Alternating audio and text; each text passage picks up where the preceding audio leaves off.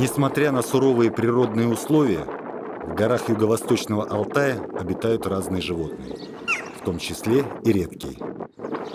Одни из них – алтайские горные бараны. В далекие времена основным занятием наших предков были охота и собирательство. В наше время, чтобы прожить, не нужно идти в горы и добывать мамонта. Но такая потребность остается внутри каждого мужчины. Охота как способ выживания заложена в нас с доисторического времени. Эта сила заставляет отправляться порой в небезопасные путешествия. Лично мне на помощь приходит фотоохота. Аргали или алтайские горные бараны – самые крупные представители архаров. Самцы обладают грандиозными рогами, с помощью которых они каждую осень выясняют отношения между собой. Но период гона уже прошел, наступила зима. Мне удалось немного понаблюдать за аргали в это непростое для них время года.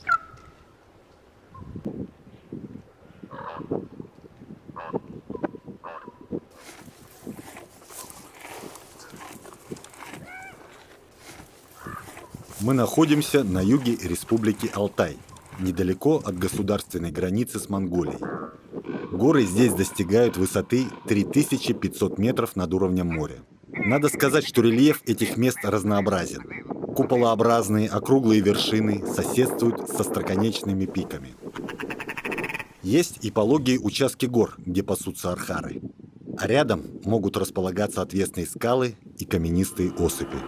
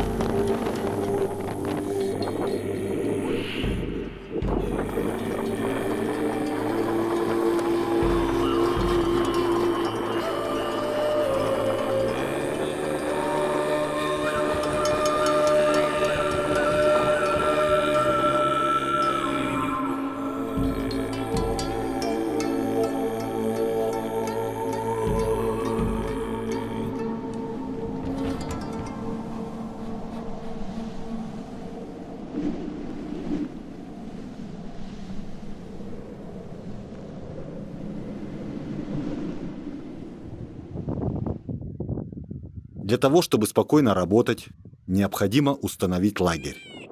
Высота здесь почти 2400 метров над уровнем моря. Это примерно верхняя граница леса.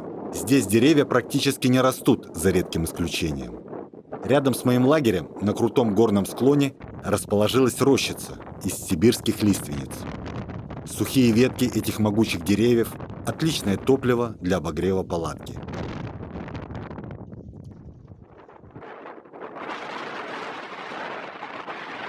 Стена из кирпичей плотного снега хорошо защищает от злых ветров. Такой способ часто используют альпинисты и туристы.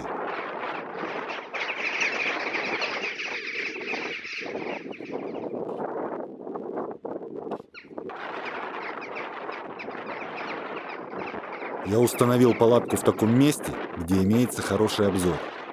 Отсюда можно наблюдать пасущихся алтайских горных баранов. Расстояние очень большое, о видеосъемке не может быть и речи. Но и архары не могут разглядеть мой лагерь на таком расстоянии, хотя они обладают превосходным зрением.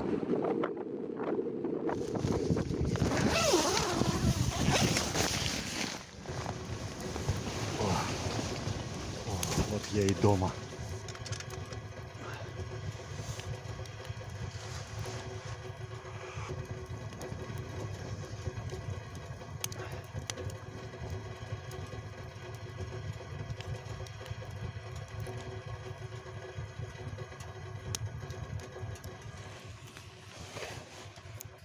Закрываем.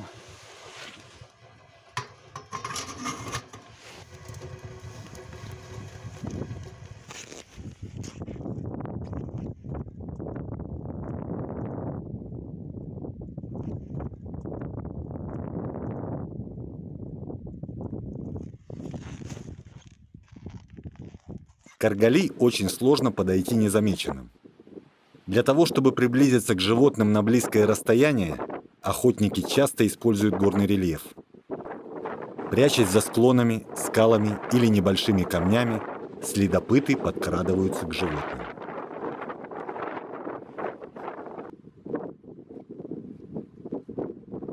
Важно, чтобы ветер не дул от тебя в сторону зверей, потому что они мгновенно почувствуют опасность. В это время года алтайским диким баранам приходится нелегко. Архары выбирают места, где меньше снега, там и пасутся.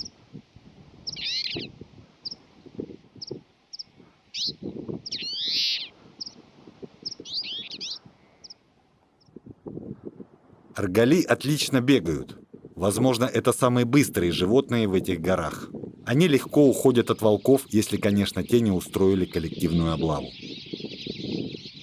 Алтайские горные бараны хорошо приспособились к здешним условиям, хотя их кормовая база бедна.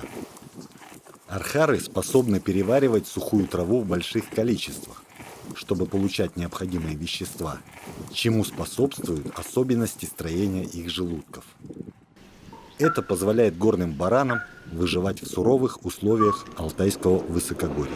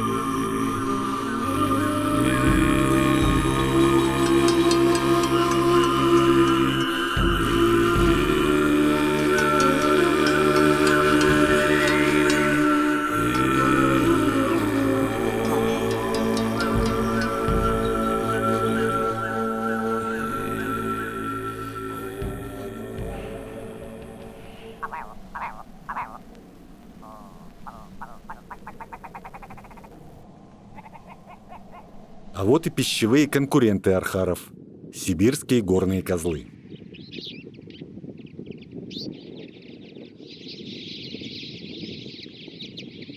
В отличие от аргали, они не так быстро бегают, но зато резво передвигаются по скалам.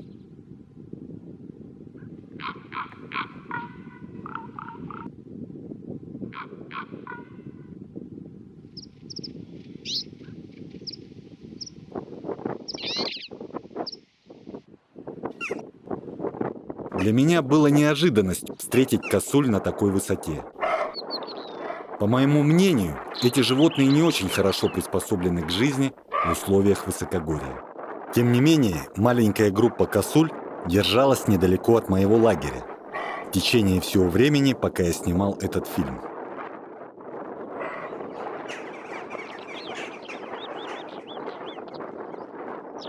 В редкий солнечный день на поверхности Земли появляются пищухи или сеноставки.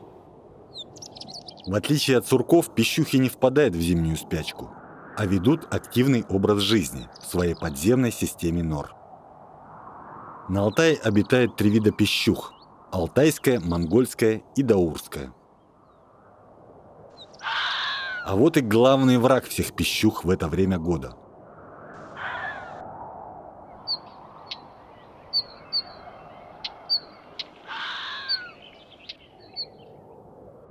Кроме лис, весной, летом и осенью этих зверьков еще и атакуют крылатые хищники, например, соколы-балобаны.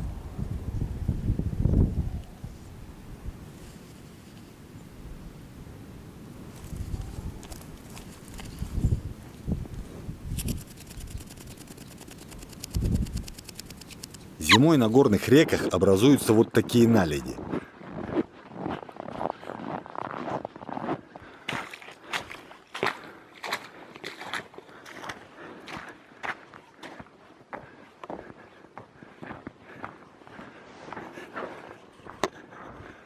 Так, вот теперь мне надо преодолеть вот этот подъем.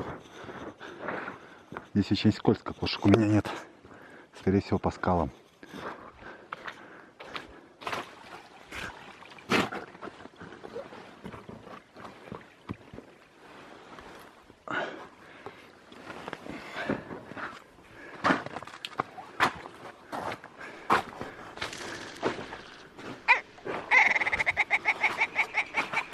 Вопрос к зрителям.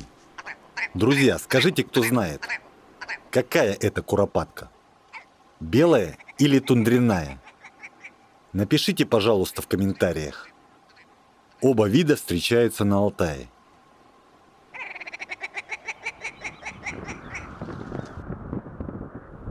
Рядом с дикими животными мирно соседствуют домашние. Сорлыки.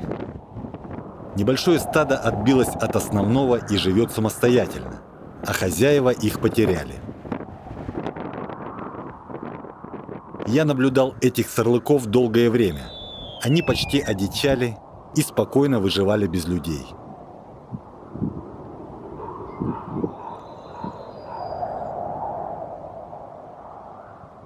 Небольшая группа алтайских горных баранов паслась за склоном горы недалеко от моего стана.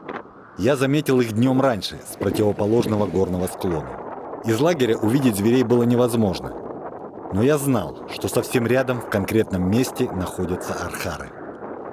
Казалось бы, вот она удача, но не тут-то было.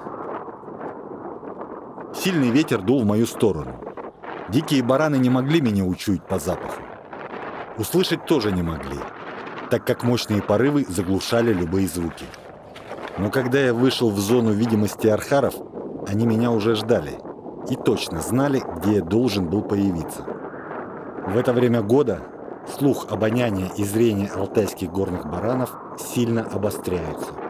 В заключение хочу сказать, что февраль месяц не лучшее время года для фотоохоты на архаров. Низкие температуры, сильные ветры, сложность добывания пищи, преследование и нападение волков и снежных барсов делают аргалий предельно внимательными и чувствительными. Подойти к ним на близкое расстояние, чтобы сделать красивый фотокадр или снять видео, очень сложно. Я заканчиваю свой рассказ и надеюсь, что следующая моя фотоохота будет удачнее.